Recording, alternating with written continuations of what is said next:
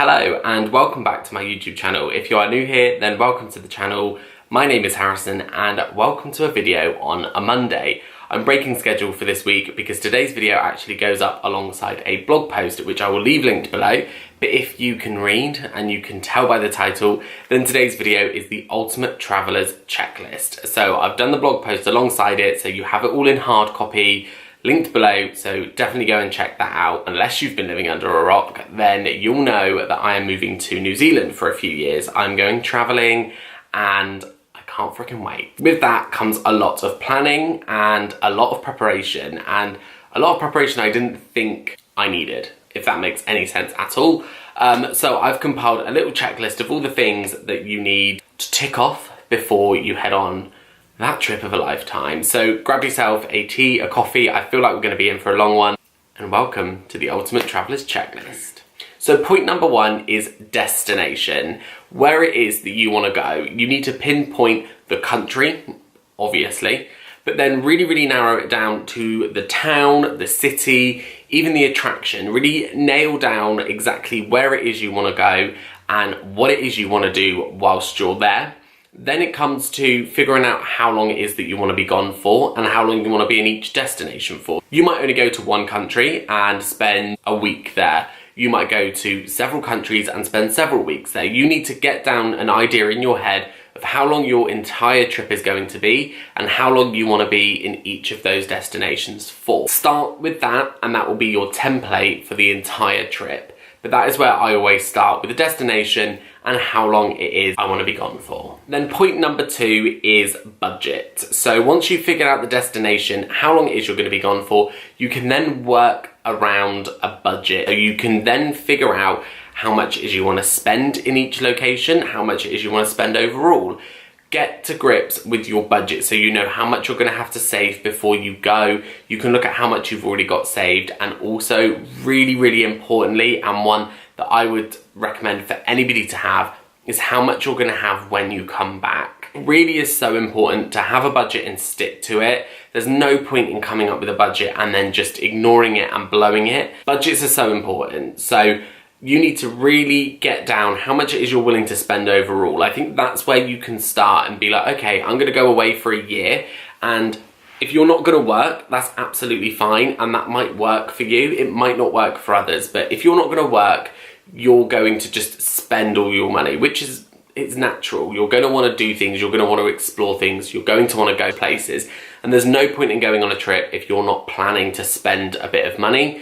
I once watched a video where it said traveling full-time costs $1,500 a month, which I'm yet to prove because I've not quite gone yet. I feel like you could probably do it for a lot less, but who knows. But you need to figure out how much it is you want to spend overall, and if you're going to gain any of that back elsewhere. If you're going to work, then that's absolutely fine. As I mentioned, having a bit of a backup for when you get back is also really important. There's nothing worse than ending a trip and not having anything to fall back on. But not only that, your reserve fund. So like I said, if you're going to come back early, or if you're just going to come back at all, you're going to need to come back with some money. But also a rainy day fund or an emergency fund. If something happens when you're gone, if your plans don't really go to plan, then you're going to need to have a little bit of a rainy day fund to fall back on so that you can go on to do something else, or God forbid, if it's medical, then you can afford to get the treatment that you need whilst you're gone. But just to have the backup, if that makes sense. Have a reserve fund. Then point number three is packing. Now, this is something I'm probably gonna fall down on massively when it comes to this trip. I'm not going backpacking. I'm not doing the traditional, like, one bag on my back, off I go. I'm actually taking a wheelie suitcase, which is not the most traveller thing in the world, but it suits me, it's what I want, it's what I need. When it comes to packing, you need to figure out a couple of things. Number one is what bag you're going to take. So are you gonna take a backpack? Are you gonna rely on that one rucksack to get you through your entire trip?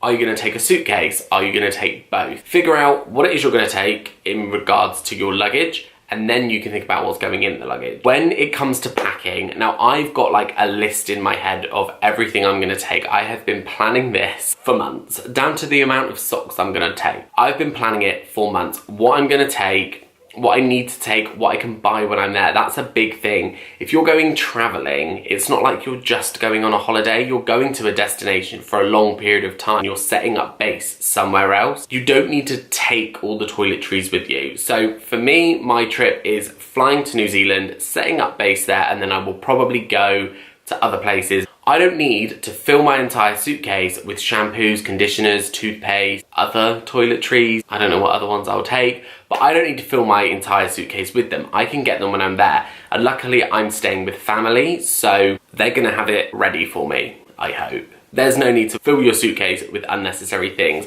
I'm very lucky, like I've got 30 kilograms of luggage, so that's more than enough to get me to the country. That's provided I pack sensibly. So take the essentials is my number one tip on this little point. Also, packing cubes. They will become your best friend. I recently picked up some packing cubes from Amazon. I'll leave the video linked below where I talk about my travel essentials. The packing cubes are mentioned there and linked in that video, so I will leave that below so you can go and check that out. But packing cubes will really become your best friend. I picked up some off Amazon and they came in 3 packing cubes, so 3 different size packing cubes, and then they have packing pouches as well. They are gonna come in so handy that I can squash everything into these little packing cubes and just put that in my suitcase, which will then allow me more room for other things and more bulkier items like shoes. And I want to take my dressing gown with me. Is that sad? Like, I want my comforts. I wear it all the time. I'm taking it traveling with me. Packing cubes will become your best friend. They will allow you to fit way more into that suitcase and really utilize the space that you've got. Point number 4 is connecting or making connections. Now, this is something that you can actually sort out before you go. You don't have to just make connections as you go along the road. You can make connections before, ready for preparation when you get there. So having people around the world that you can rely on, that you sort of know, that you can fall back on. A lot of people go traveling to a country that they don't know anybody, to a place they've never been before. So to have nobody in the country that you can have as a point of communication or as a little bit of a comfort blanket could be really, really scary. So make those connections before you go. Twitter and Instagram are so good at connecting with people around the world. I've met loads of people online just through my social media, through my blog, through the YouTube channel. Social media is a really, really good way of connecting to people around the world. Also, you need to think about when you are gone, how you're going to connect with people back home. So making sure that everybody knows where you are throughout your trips, because for me, I will be traveling solo. I've never done it before, so my friends and family are going to be a little bit worried for my safety. So it's making sure that you have regular communications with people around the world, update people. If you're going to go on a road trip, make sure they know exactly where you're going, what points you're going, when you need to arrive at different destinations, so they can expect some form of communication. Hit up cafes, free Wi-Fi in like Starbucks and things like that. Make sure you're somewhere where you can connect to people. One tip that's a little bit intrusive, but you'll probably be thankful if anything happens, but the Find My Friends feature on the iPhone. If you don't know what this is, it's an app that's already built in to the phone, and you can flick it on, get your friends to turn theirs on as well, and you can always track where each other's phones are.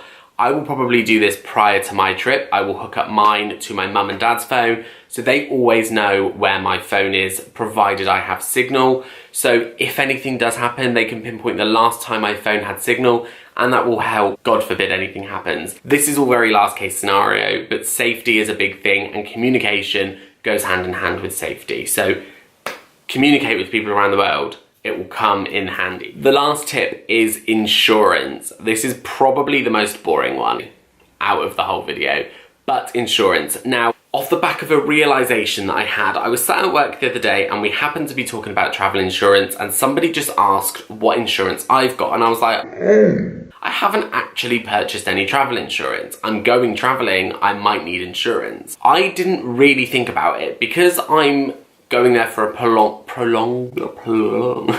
I can't even say that, for a long period of time. I didn't really think about getting any travel insurance, but the more you think about it, it's probably sensible to get some. I'm going to New Zealand, and because I'm a UK citizen, I do get free medical insurance over there, or free medical cover or care or whatever it is. It's very similar to the NHS in the way that I can go into a hospital and I can get free care, free GP, I can get free dentist. So I don't need to worry in that aspect. I do want to travel to Australia, I want to go to Bali, I'd love to go to Fiji. There are other countries that I would really like to travel to, and so I'm sort of thinking rather than just getting individual travel insurances for those individual trips, if I just get one bulk load for the entire year, it will cover me on multi-travel trips and also will cover my stuff. Obviously, I'm going to be taking camera gear with me. I'm going to have a lot of stuff with me, so I'm going to want that covered. So really look into travel insurance, and more specifically, backpacker insurance. It is a thing, I'm not making it up. Travel insurance usually covers you for about 30 days. You can extend that, but usually 9 times out of 10, it is about 30, 31 days. So a month in cover. I'm going for a year, possibly 2 years, so that really isn't enough for me. Backpacker insurance offers cover from 6 months to up to 2 years, so which is really, really good, and actually at really reasonable prices for what it is. I've done my research, I've looked around, and the 3 best companies that I have found are holidaysafe.co.uk, outpackitinsurance.com, and comparethemarket.com. So they are the 3 websites that I have found that have come up with the most reasonable prices, ranging from about £130 to £160 for an entire year. That is also multi-trip insurance covering your gadgets as well. You could probably get it cheaper if you took off a few of the extra things, but in my mind, I would much rather pay £140 once, know that everything is covered for the year, and I don't have to worry whilst I'm gone. So I hope this video has helped, and I hope it really simplifies the traveling experience for you. Like I said, they are all things that I have picked up on my planning of this trip. I am yet to go, so I'm yet to find out if they do really work, but they've made the planning of the trip a lot more simple for me, and I feel a lot better knowing that these things are in order, ready for when I go. The blog post will be linked below. It will all be listed there, very clear, very simple, so you can check that out below.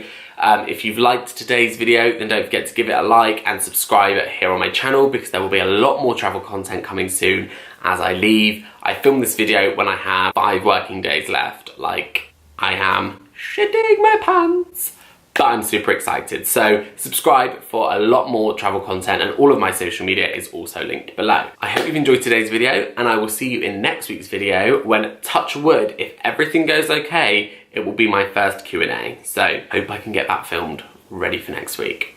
But I hope you've enjoyed today's video, and I will see you next week.